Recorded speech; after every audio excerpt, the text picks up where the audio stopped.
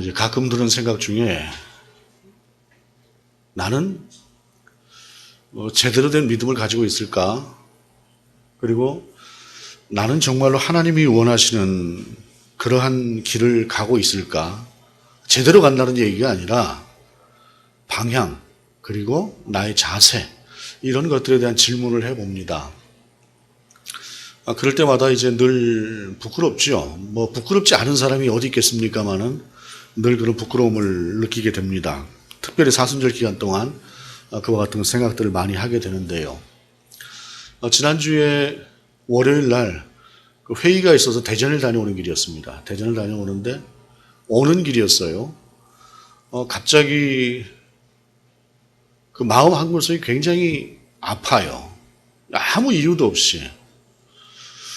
그래서 하나님께서 뭔가 기도를 시키시려나 보다 생각을 하고 이제 기도를 쭉 하게 되는데 이제 교회와 성도와 또 이제 제가 아는 이제 지인들과 가족들을 위해서 천천히 이제 기도를 하면서 그렇게 올라오는데 오다 생각해 보니까 이 아픔이라고 하는 게 성령이 주시는 아픔처럼 저는 느꼈어요. 이 아픔이라고 하는 게 성령께서 나를 아파하시는 것 같다라는 생각이 들었습니다. 그러면서 참 일주일 동안 좀 새롭게 저 자신을 돌아보는 그러한 계기가 되었는데 어쩌면 우리 자신은 분명히 내가 배우고 확신한 일에 처하고 그 길을 간다고 하지만 그럼에도 불구하고 하나님의 뜻과는 다른 길을 하나님의 길이 아닌 내 길을 가는 그러한 때도 있는 것 같다는 생각을 합니다. 그래서 우리는 늘 주님 앞에서 겸손한 자세로 듣기를 원하고 또한 여쭙고 그리고 묵상하고 하는 그러한 시간들을 갖는 것이 필요하죠. 특별히 우리 한국교회는 어떤 면에서 볼 때에 이런 부분이 좀 부족하다는 생각을 합니다. 부르짖는 것은 많이 부르짖는데 또 하나님 앞에 나의 원함을 구하는 것은 많이 구하는데 정작 하나님께서 나에게 뭘 원하시는가라고 하는 부분에 대해서는 우리가 좀 적게 들으려고 하는 그런 부분이 있다라는 생각을 합니다. 오늘 본문은 그런 우리의 삶 가운데 주시는 그러한 말씀이죠. 마가복음상의 본문의 위치는 4,000명을 먹이셨어요. 그 다음에 베세다에서 앞을 보지 못하는 사람의 눈을 뜨게 하셨고 그 다음에 이제 베드로의 신앙 고백을 들으시고 그 다음에 일어난 일이 오늘 본문에서의 상황입니다. 오병이어의 이적도 있었지만 칠병이어의 이적도 있었지요. 오병이어가 떡을 먹고 어떤 사람이 5,000명이었다고 한다면 칠병이어는 4,000명이 되는 그런 사람들이 먹었다라고 이야기를 해요. 5,000명이든 4,000명이든 어찌됐든 어마어마한 일이죠. 정말로 그 모든 사람들을 주님께서 먹이셨을 때에 세상에 먹는 문제라고 하는 것, 경제라고 하는 문제에 얼마나 민감합니까? 더군다나 그때 당시에 내일 먹을 것이 없던 세상에서 그 먹을 것을 공급하시는 주님을 바라보면서 저분이 메시아다. 그 메시아를 따라가다 보니 또 앞을 보지 못하던 그런 사람의 눈을 뜨게도 하시고 세상은 이제 저분이 메시아구나 하는 그러한 분위기에 완전히 젖어 있고 한 그러한 상태에서 주님께서 너희들은 나를 누구라고 하지? 그랬더니 베드로가 주는 그리스도십니다 라죠. 마태복음에는 주는 그리스도시요 살아계신 하나님의 아들이십니다 라고 말씀하시지만 어찌되었든 본문을 통해서 주님께서 물으시는 그 물음에 베드로가 대답하는 것은 주님은 메시아이십니다 라고 하는 그런 확신에 찬 그런 고백을 베드로가 하게 되는 것이에요. 그런데 그들에게 주시는 말씀이 31절에 보게 되면 인자가 많은 고난을 받고 장로들과 대제사장들과 서기관들에게 버림받아 죽임을 당하고 사흘 만에 살아나야 할 것을 비로소 그들에게 가르치시되. 절정의 순간이죠. 베드로가 예수님을 따라다니면서 보고 배우고 느낀 것들이 있을 겁니다. 특별히 이스라엘의 기득권 세력이라고 하는 장로들과 바리새인들, 대제사장들의 문제를 한두 번 경험했겠습니까? 이제 예루살렘으로 올라갈 때에 그들은 어찌되어 보게 되면은 이제는 개혁의 대상이고 그들을 패해야 될 그런 대상으로 여기고 있고 이제 그것을 마침내 이루겠구나라고 하는 그런 생각을 하고 있을 때에 이제 우리 주님이 마침내 저 적폐 세력들을 다 청산을 하고 이제 이스라엘을 위해서 당신이 메시아로서의 사역을 감당할 것이야 라고 하는 그런 생각과 기대를 가지고 있는데 그때에 주님께서 바로 그들에 의해서 당신이 죽임을 당할 것이다 라고 말씀을 하시는 것이에요. 특별히 본문은 비로소라고 표현을 하고 있습니다. 왜 비로소라고 표현을 했을까요? 사람이 생각하고 무엇인가를 또 살아내고 나아가는 것에 있어서 한계라고 하는 것이 있습니다. 특별히 어떤 경우에 보게 되면 젊은이들에게는 아무리 이야기를 해도 못 알아듣는 부분들이 있습니다. 나이 먹은 사람 입장에서 꼰대라는 것이 아니라 정말로 나이를 먹은 경륜을 가지고 젊은 아이들에게 이야기를 해줄 때도 그들은 경험을 해보지 못했기 때문에 전혀 이해를 못하는 부분들도 있어요. 물론 나이 든 사람이라고 다 경륜이 있는 것도 아닙니다만은, 그래서 어떤 경우에는 직접 겪기 전까지는 알 수 없는 부분들이라고 하는 것이 분명히 있습니다.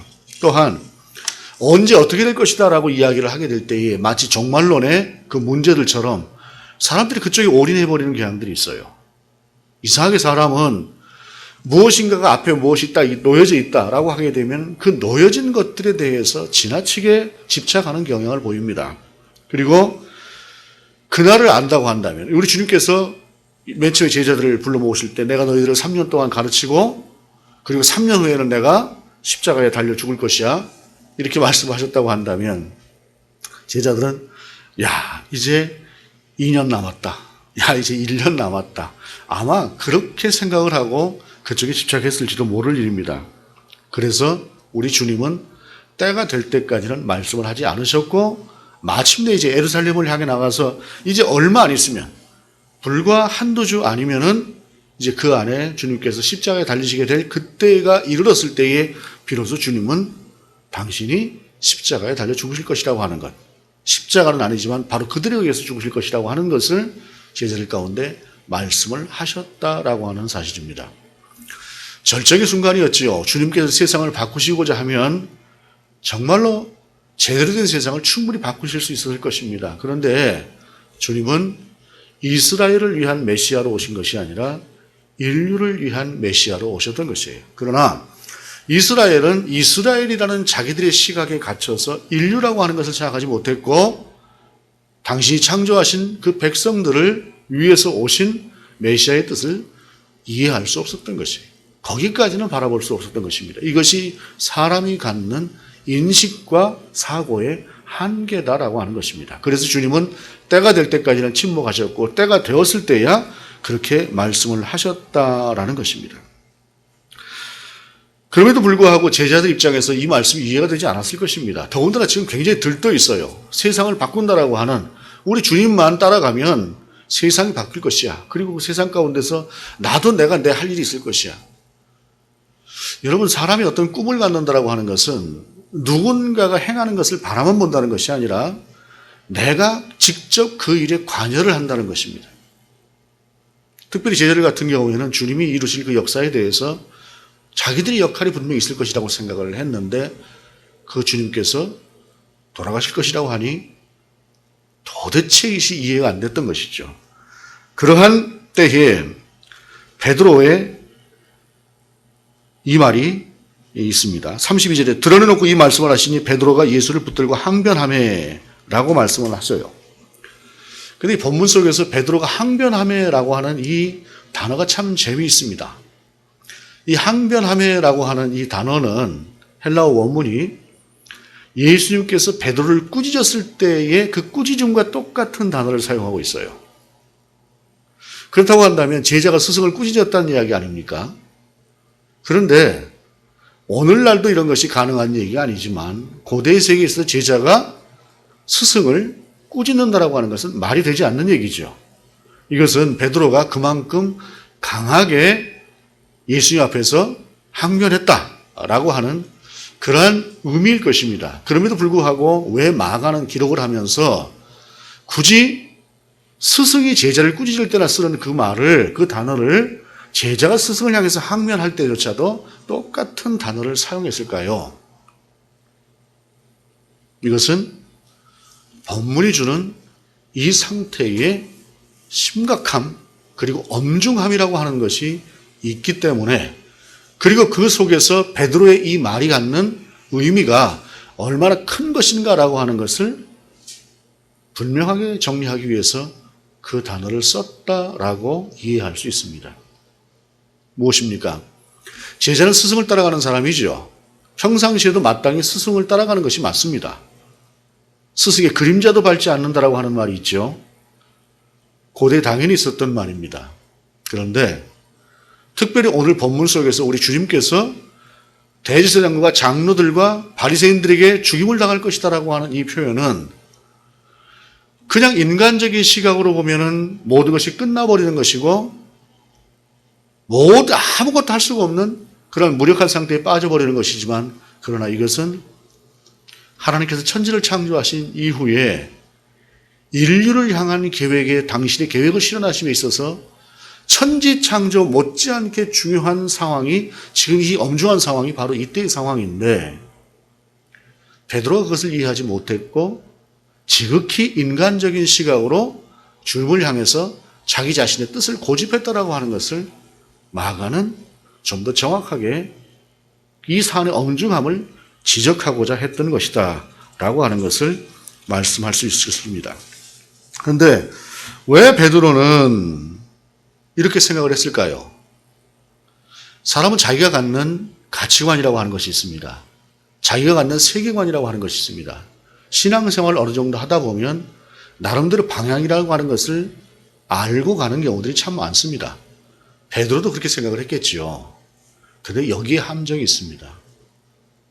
내가 이제 어느 정도 안다라고 생각을 하고 내가 아는 것 가지고 신앙생활을 해도 된다라고 하는 생각을 가질 수 있는 그때의 문제는 우리가 하나님의 뜻이 아닌 자기 자신의 생각을 따라갈 수 있다라고 하는 사실입니다.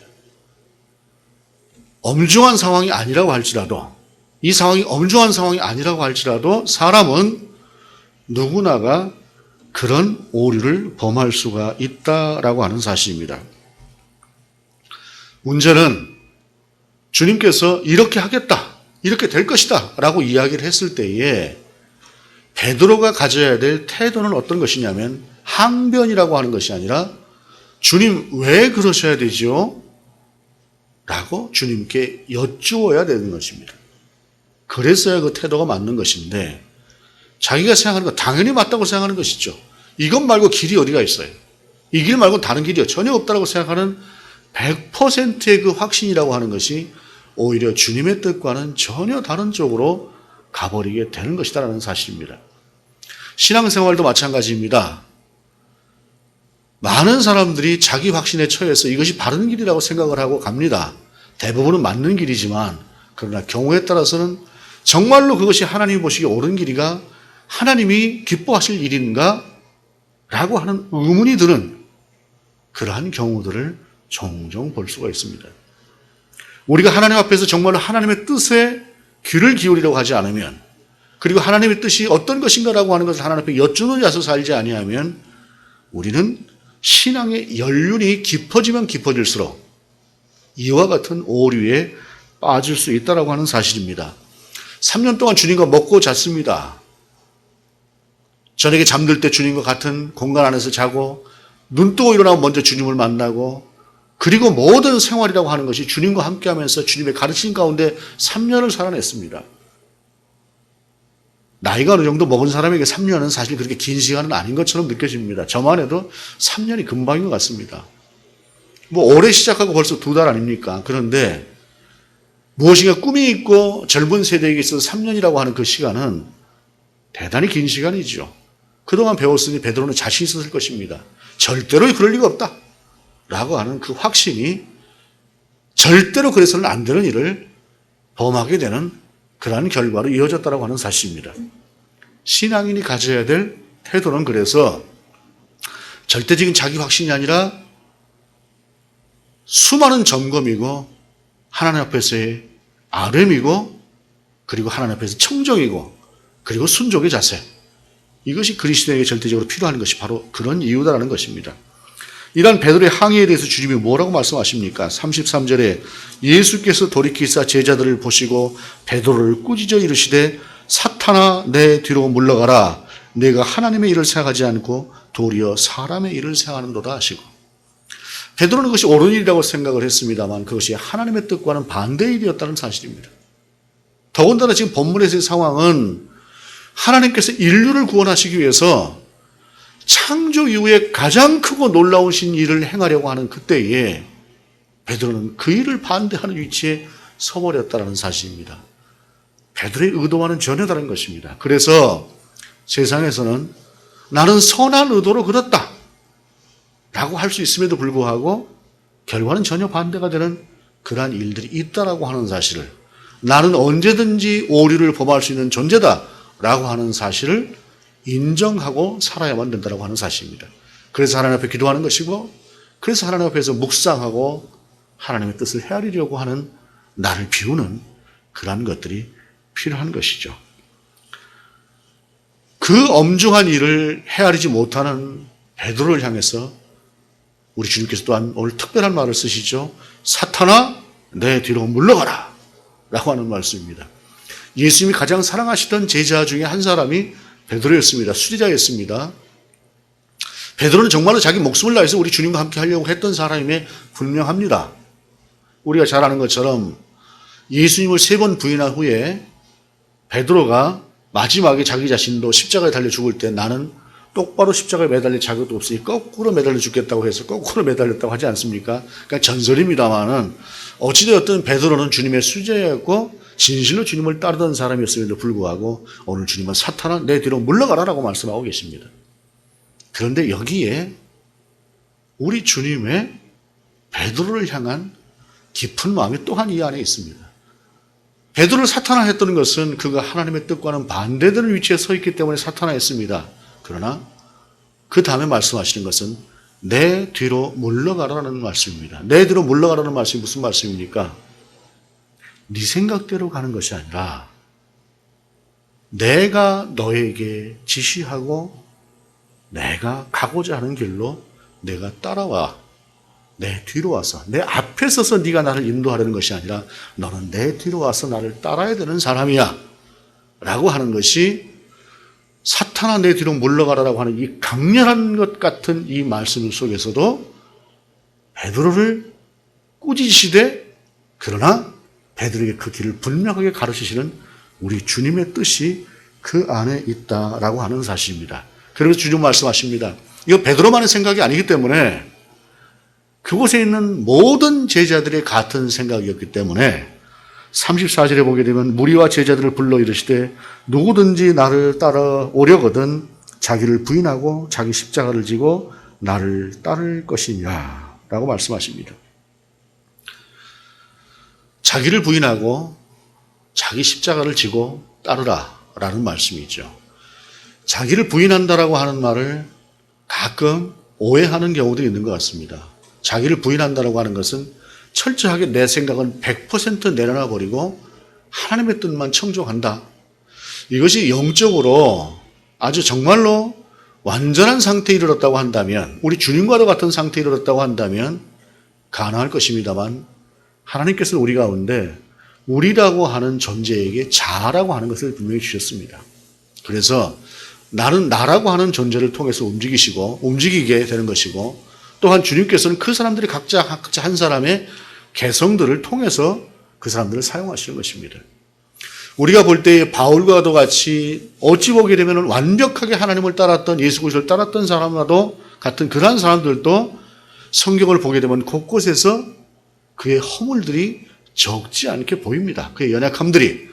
사람이라고 하는 존재는 완벽할 수 없습니다. 누구도 완벽할 수 없습니다.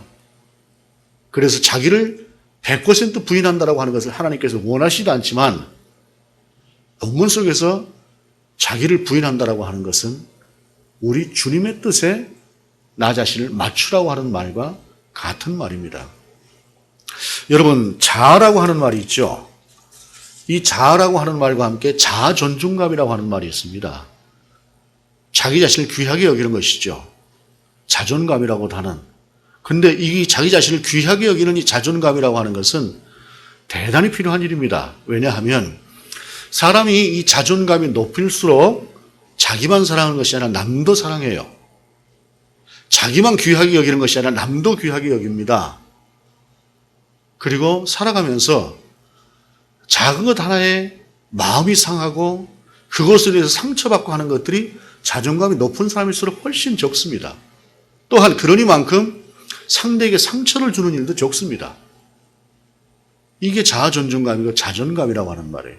그런데 이 자아를 에고라고 하는 말로도 표현을 합니다. 에고가 원래 라틴어고 그 라틴어인 에고는 헬라어, 그리스어에서 왔습니다. 자라고 하는 말이 에고인데 이 에고라고 하는 단어에다가 IST를 뒤에 붙이게 되면 뭐가 됩니까? 에고이스트가 되죠. 에고이스트가 뭡니까? 자기만 아는 사람이 되는 겁니다. 우리 하나님께서는 우리 가운데 분명히 자아를 주셨고 그 자아에 대한 존중감을 갖는 자존감을 가진 존재로 우리가 살기를 원하십니다. 그러나 그 자아의 뒤에 붙여서 자기만 생각하는 에고이스트가 되는 것은 결코 하나님께서 원하시는 것이 아닙니다. 오늘 본문을 통해서 자신을 부인하라고 하는 것은 자아 존중감마저도 버리라고 하는 것이 아니라 에고이스트로 살지 말고 그리고 주님의 뜻이 무엇인가를 먼저 분별하고 사는 그러한 삶을 살라고 하는 것이 자기를 부인하는 삶의 본 말씀이다라고 하는 사실입니다. 나라고 하는 사람은 대단히 존중한 그리고 소중한 그러한 사람입니다. 우리 주님께서 십자가에 달리시면서까지도 구원하신 사람이, 구원해낸 사람이 우리들 아닙니까? 당연히 귀한 사람이죠. 그래서 성경은 나를 사랑하는 것처럼 이웃을 사랑하라 라고 말씀하시는 것이에요. 나를 사랑할 줄 아는 사람이 이웃도 사랑할 줄 아는 것입니다. 나라고 하는 사람은 먼저 귀하게 여길 줄 아는 거예요. 그러나 나만 생각하는 것하고는 전혀 다른 의미라는 것입니다. 주님의 뜻을 따라서 자기를 부인하고 그 다음에 십자가를 지고 라고 하는 것이죠. 십자가라고 하는 것이 어떤 것인가요? 주님을 따르기 위해선 주님의 가치로 살아내는 삶이라고 하는 것이 있습니다. 그것이 때로는 내가 살고자 하는 것과는 다른 삶일 수 있죠. 자기를 부인하지 않고 자기만 생각하는 사람들이 갖는 그러한 삶과는 다른 길을 가게 될 때에 때로는 거기에서 오는 자기를 내려놓음으로 인한 나의 손해를 감당하는 것, 이것이 바로 자기 십자가를 지는 것입니다. 그리스도인다운 삶을 살아내는 것, 그것을 우리 일상 속에서 지켜내는 것, 그것이 바로 자기 십자가를 지는 그리스도인의 의무의 모습이다라고 하는 것입니다. 그러면서 주님 말씀하십니다. 누구든지 자기 목숨을 구원하고자 하면 잃을 것이요 누구든지 나와 복음을 위하여 자기 목숨을 잃으면 구원하리라. 한마디로 이 말씀을 우리식으로 해석을 한다고 한다면 이기적인 삶이 아니라 이타적인 삶을 살아라. 나만을 위한 사람이 아니라 더불어 함께 살아가는 사람들과 함께 살아내고 그들을 위한 삶에 눈을 떠라라는 것입니다. 그 중에 가장 귀한 것이 무엇입니까? 복음이지요. 예수 그리스도의 복음을 전하는 것입니다. 그런데 이 복음이라고 하는 것이 대단히 중요한 것은 무엇 때문입니까? 그것은 목숨과 관련된 일이기 때문에 그렇습니다.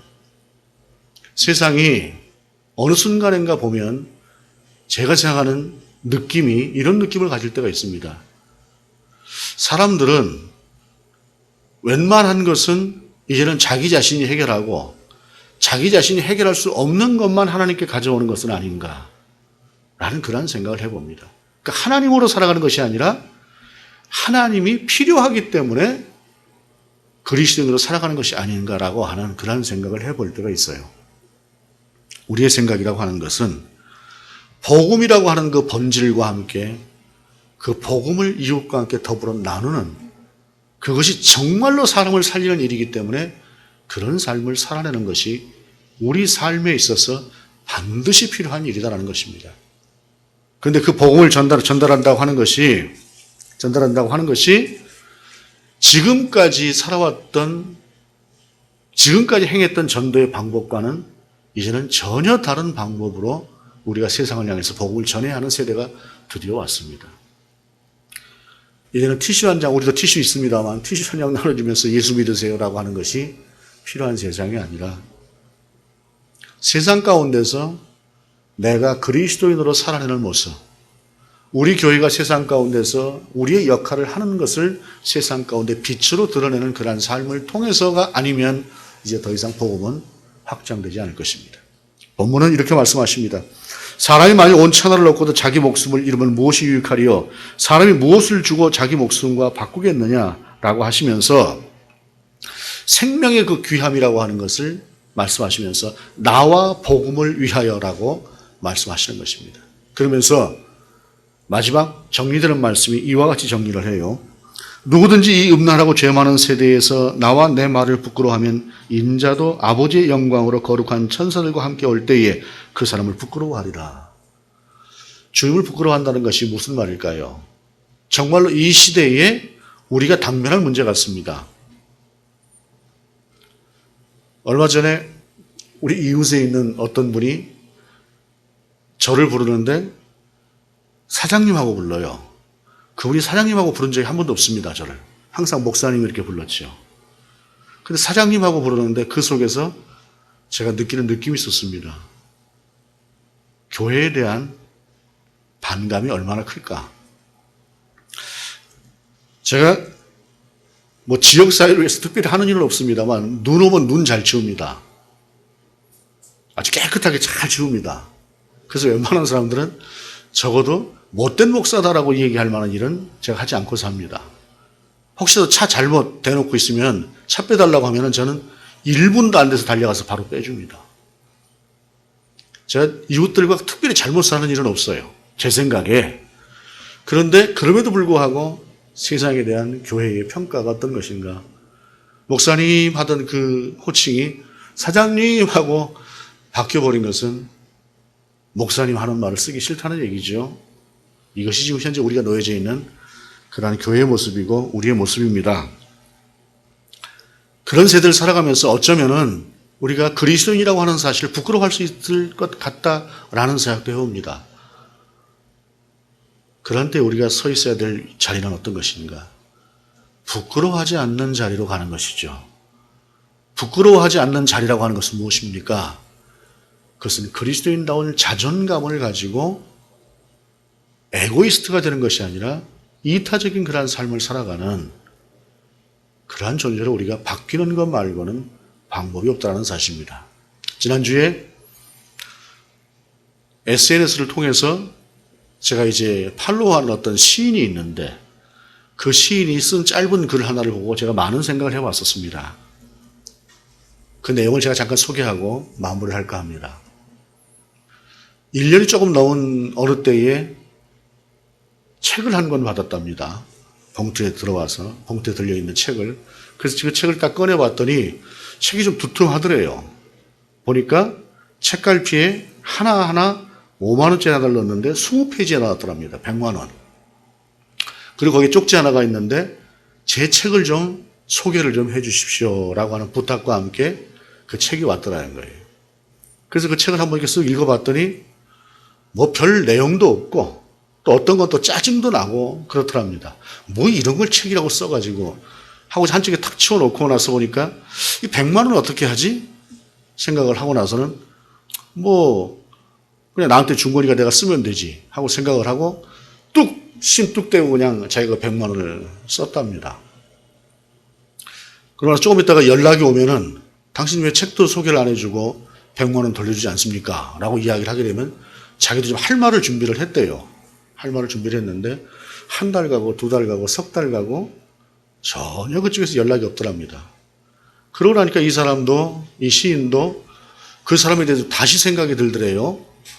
뭔가 그냥 장사꾼처럼 뭔가 접근하면서 이렇게 요구했던 것이 아니라 이 사람이 그런 사람은 아닌가 보다 하는 생각이 들고 나서 그들이 1년이 지났답니다. 문자가 하나 왔대요.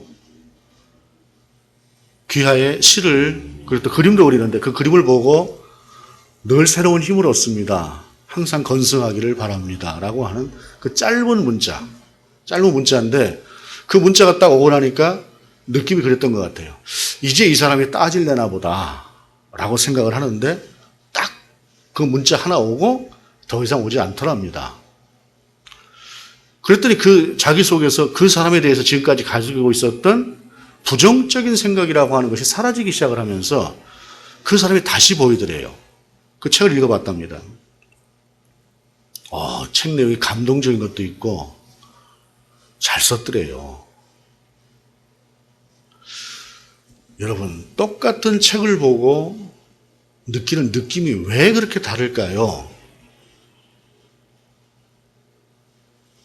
그것은 그 책을 쓴 사람의 인격을 내가 어떻게 이해하느냐에 따라서 같은 책인데도 전혀 달라질 수 있다고 하는 사실입니다.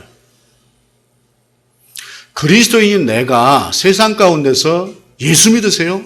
쪽지 주는 것, 이것도 중요할 것 같습니다만, 나를 아는 사람들 속에서 내가 어떤 존재로 세상을 살아내는가 라고 하는 그리스도인의 삶, 지나치게 가볍지 않고 좀 묵직하게 세상을 보면서 살아내는 그러한 삶을 살아갈 때에 우리를 통한 복음이라고 하는 것이 확장되어질 것입니다. 예수 믿으세요? 예수 믿으세요? 예수 믿으세요? 좋은 일이죠. 그러나 그것이 가벼울 수 있는 세상입니다. 그러나 내가 살아내는 삶이라고 하는 것은 그리스도인다운 삶이 1년을 살아내고 10년을 살아내고 그 다음에 우리의 평생을 살아낸다고 한다면, 그리고 그 가치에 있어서 예수 그리스도와 복음을 위해서 나는 모든 것을 다 드릴 수 있습니다라고 하는 내 안에 그 분명한 확신이 있다고 한다면, 그 확신은 분명히 주변을 바꾸고 그 주변을 바꿈을 통해서 하나님께서 원하시는 나의 사명을 감당할 수 있을 것입니다. 혹이라도 우리가 베드로처럼 지나친 확신을 가지고 예수 그리스도의 뜻조차도, 성경의 본질조차도 왜곡된 것으로 가지고 있는 그런 생각으로 나를 갖고 있지 않을까라고 하는 경건한 두려움을 가지면서 이 사순절의 시간 동안에 정말로 하나님께서 원하시는 것이 무엇인가라고 하는 것들을 다시 한번 돌아보면서 좀 더 주님께로 가까이 가는, 그리고 주님의 뒤로 가서, 내가 주님의 앞에 아닌 주님의 뒤로 가서 우리 예수님께서 인도하시는 그 길을 따라서 가는 그러한 믿음의 사람으로 세워질 수 있는 저와 여러분이 될 수 있기를 원합니다. 주님의 은혜가, 주님의 그 인도하심이 저와 여러분에게 가득하시기를 원합니다. 기도하십시다. 하나님, 사순절의 기간 혹시라도 우리가 주님의 뒤가 아닌 주님의 앞에 서 있는 것은 아닌가 돌아보게 하시옵소서. 우리가 주님의 뒤를 따라가게 하시옵소서. 주님의 인도하시는 대로 가는 주님의 제자요, 주님의 백성이 되게 하시옵소서. 주 예수 그리스도의 이름으로 기도드립니다. 아멘.